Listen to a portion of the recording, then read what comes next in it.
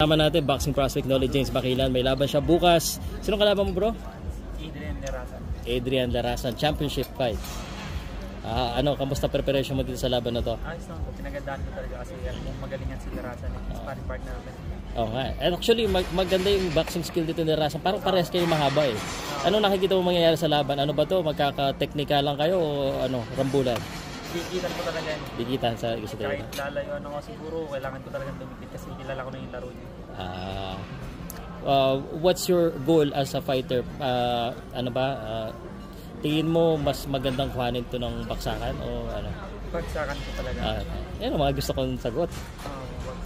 Pares naman namin siyempre, nagandaan niya talagang baksakan ko talaga. Nolly James, isa ka sa, matagal na kitang nakikita, isa ka sa prospect, no? Nagpupulis ka pa ba? Oo, pagkatapos ko mag-take ng board exam ng fiancé ko, pulis. Pwede ba pulis boxing? Pwede naman po. Pwede? Oo, meron po unit ko na pang-sports ka talaga. Taekwondo, boxing o kahit ano. Okay. So, paano yan pag naging pulis ka? Boxing gloves ang dala-dala mo? Oo. Suntokin mo na.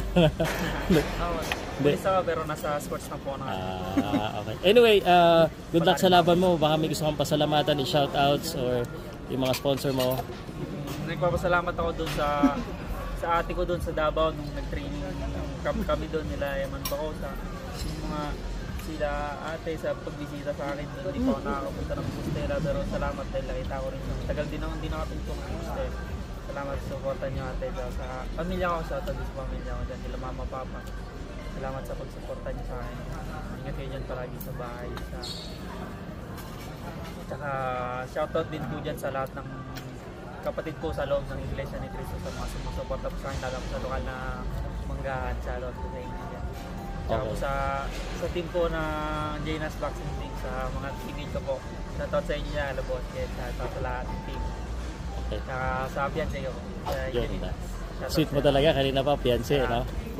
Buti na lang ngayon kita na-interview kasi kanina medyo nakakain ka na lang ito yan. Last question, brother. Celtics ka, di ba? Sakto lang. Sakto lang, sayang. Celtics. Bye bye.